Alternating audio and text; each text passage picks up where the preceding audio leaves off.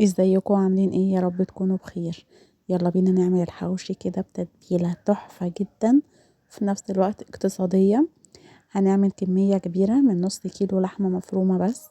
انتي لو عايزة عدد اقل ممكن تستخدمي ربع كيلو من اللحمة المفرومة، لو عايزة تقللي الكمية. نص كيلو اللحمة المفرومة هياخد معايا 3 بصلات كبار جدا. طيب لو ما عندكيش حطي 6 بصلات، كده يكونوا وسط، كده حجم وسط شوية. تمام. انا حطيت واحدة كبيرة وواحدة وسط، وهحط 2 وسط تاني، ايه يعني هتبقوا ازيد من الوسط بشوية، فمش هحط 4، فحطيت 3 بس.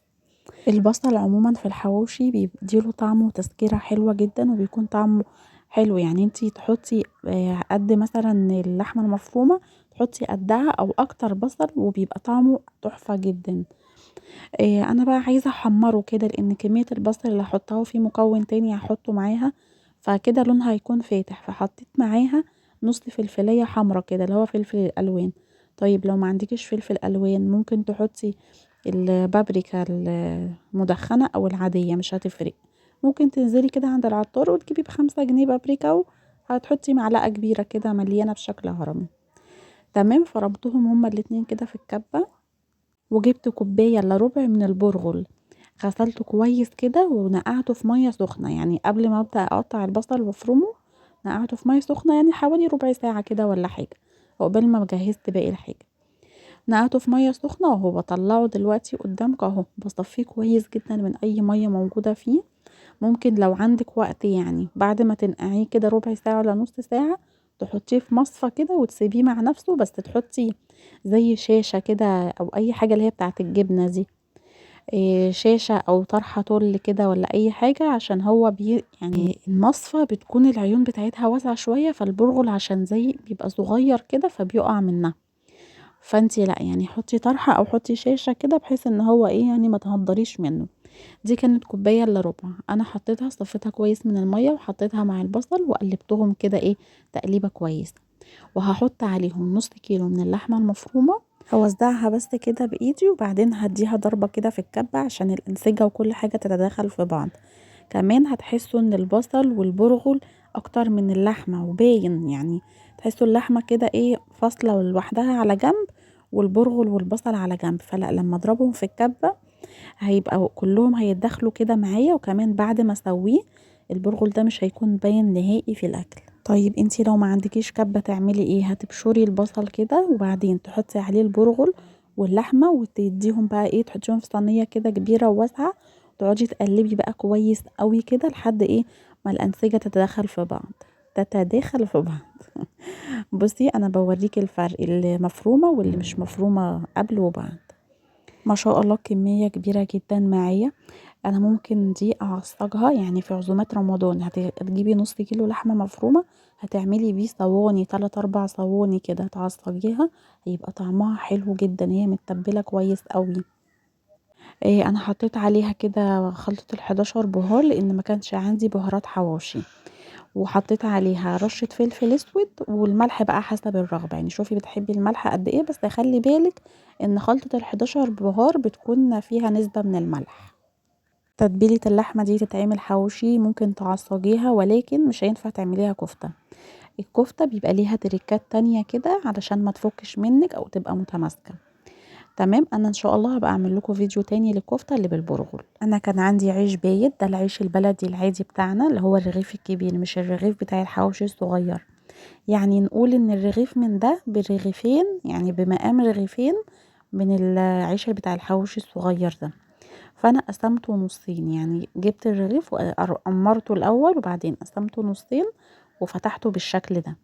إيه، بديله كده ايه، يعني نص تقميرة، بحيث ان هو ايه يتفتح بسرعة معايا. نص الرغيف اللي قدامكم ده بمقام رغيف من بتوع الحواوشي اللي احنا بنشتريه من بره. إيه، انا هاخد كده ايه تلت الكمية، هعمل بيها 10 ترغيفة يعني. اللي قدامكم ده هنحسبها بقى ايه، هو رغيف كبير، فانا قسمته نصين عشان يبقى بنفس حجم رغيف الحواوشي اللي احنا بنشتريه من بره. فهنعمل مع بعض كده 10 ترغيفة، وهوريكم الكمية اللي هنستخدمها من اللحمة، يعني حوالي التلت كده، اقل بالنص من النص بكتير يعني. تمام. هبتدي ان انا احشيه، والصاج ده احنا حشيناه وكلناه على طول، يعني ما لحقتش ان انا اصوره، احنا كنا جعانين بصراحة وايه، وقلت كده كده انا لما اجيب عيش الحواوشي هوريهولكوا، يعني هصوره واوريهولكوا.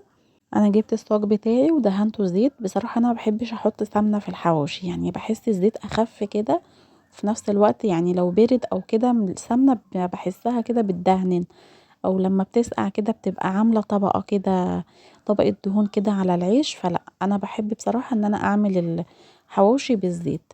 لو انتوا بتعملوه بالسمنة تمام، شوفي بتعمليه بأنهي طريقة وتمام. انا بس ايه بديكي فكرة كده، وطبعا كلكم شاطرين وبتعرفوا تعملوا كل حاجة. بصي كمية اللحمة، انا حشيت 10 ترغيفة كده.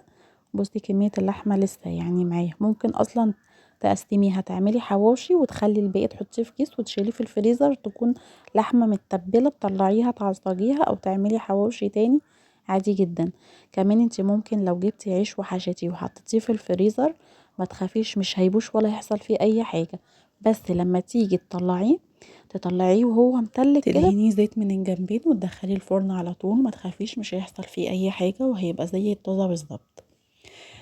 انا دخلت الصاج بتاعي الاول، دهنت الصاج كده من تحت زيت، وعلى الوش كده بالفرشة، وش رغيف الحواوشي كده زيت، ودخلته الفرن على اعلى درجة حرارة لمدة 15 دقيقة، من 15 ل20 دقيقة. وهدخله ولا هلفه في ورق ولا اي حاجة، ولا هغطيه بفويل ولا اي حاجة، هدخله زي ما هو كده على اعلى درجة حرارة في الفرن لمدة ربع ساعة. اول ما يطلع من الفرن هتلاقيه ناشف كده وماسك نفسه. هقولك تتعاملي معاه ازاي، ما تقلقيش خالص. انا دخلته الفرن وعملت طحينة وبعدين كلناه بصراحة. فهكمل لكم الفيديو بقى بالليل، يعني جيت بقى ايه، جبت عيش حواوشي كده تاني. هو مش عيش حواوشي، هو عيش كبير برضو زي اللي انتوا جايبين، بس كان طازة بقى يعني، كان لسه جاي سخن كده. انا حطيت 3 معالق طحينة وعليهم حوالي معلقتين كبار كده من الخل، وعندي ملح وكمون وشوية كده بقى مية جنبي، وبقعد ازود كده لحد ما القوام بتاعي يكون إيه زي ما انا عايزة، يعني خفيف تقيل براحتك. احنا بقى كلنا اول صاج، وده تاني صاج انا جبته وحشيته وسويته زي ما قلت لكم بنفس طريقة التسوية. بعد كده طلعته معاكم زي ما انتوا شايفين. طعمه حلو جدا، وفي نفس الوقت موفر. يعني انا قولي عملت حوالي 10 ترغيفة كده في الاول، ودلوقتي دول حوالي 8. والرغيف كبير، الرغيف مش صغير، وفي نفس الوقت مليان لحمة من جوه. يعني اللحمة مش الطبقة بتاعتها سميكة شوية، وهوريها لكم دلوقتي. وعملت جنبيها كده سلطة. كمية اللحمة دي احنا اتغدينا واتعشينا منها، وفاض كمان لتاني يوم، وكان طعمه حلو جدا. جربوه. طبعا ممكن تاخدي فكرة اللحمة دي والطريقة دي تعملي بيها عصاج، وتعمليها بقى ايه في صواني رمضان، يعني هتعملك 3 4 صواني كده، من البشاميل، من الجلاش، الرقاق، السمبوسة، براحتك يعني. شكلي زي ما انت عايزه. اعملي النص كيلو ده اصلا وشيليه في الفريزر كده، وبقي طلعيه تعملي بيه يعني فطار لرمضان كده، فطار كامل. كذا صينيه كده معاكي، وهيشرفك في العزومات ما تقلقيش. بصي انا فتحته لكم كده بالنص عشان تشوفوا اللحمه من جوه. البرغل مش باين خالص فيها، البصل بس اللي يعني، بصوا باين البصل واللحمه. حواوشي عادي جدا. اول ما تطلعوا الحواوشي هتلاقوه ناشف كده معاكم، تحطوه بقى في طبق بلاستيك كده زي ما شفتوا معايا، وتغطوه يا دوبك بس دقيقتين، وهتلاقوه طري معاكم وبقى حلو جدا. واللحمه ما كشتش ولا حاجه، يعني كشت حاجه بسيطه خالص يعني، ولا تذكر كمان. جربوها يعجبكم. وانا كده اكون خلصت حلقه النهارده، يا رب تكونوا استفدتوا من الفيديو. لو استفدتم ما تنسوش اللايك وشير وسبسكرايب للقناه عشان يوصلكوا كل جديد. والسلام عليكم.